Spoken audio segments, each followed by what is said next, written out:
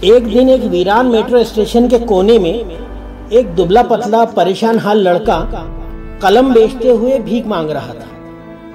ایک مصروف کاروباری شخص وہاں سے گزرا اور جلدی میں اس لڑکے کے کپڑے میں $1 ڈال کر میٹرو میں سوار ہو گیا، لیکن کچھ لمحوں کے بعد اس نے سوچا اور دوبارہ اتر کر لڑکے کے پاس واپس آیا۔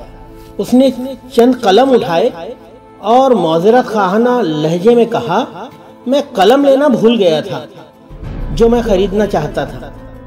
پھر اس نے کہا، تم بھی میری طرح ایک کاروباری ہو اور تمہاری مصنوعات کی قیمت بھی بہت مناسب ہے۔ یہ کہہ کر وہ اگلی میٹرو میں سوار ہو گیا۔ کئی سال بعد ایک سماجی تقریب میں ایک نوجوان صاف ستھری پوشاک میں ملبوس اس کاروباری شخص کے پاس آیا اور کہا، آپ مجھے شاید نہ پہچانیں اور میں آپ کا نام تک نہیں جانتا، لیکن میں آپ کو کبھی نہیں بھول سکتا۔ پھر اس نے کہا، آپ وہ شخص ہیں جنہوں نے مجھے خود پر اعتماد اور اپنی عزت نفس واپس دلائی۔ میں سمجھتا تھا کہ میں محض ایک بھکاری ہوں جو قلم بیچتا ہے، لیکن آپ نے مجھے بتایا کہ میں ایک کاروباری ہوں۔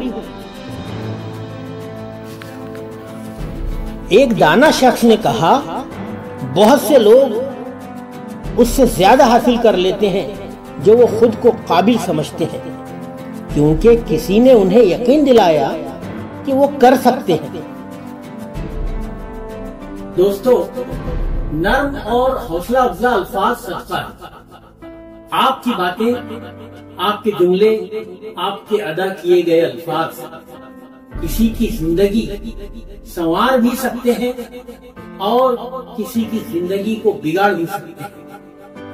اس لیے الفاظ کا انتخاب بہت سلیقے سے کیجیے، اطمینان سے کیجیے اور سوچ سمجھ کر کیجیے، کیونکہ کسی کی زندگی آپ کے ان الفاظ پر منحصر ہو سکتی ہے۔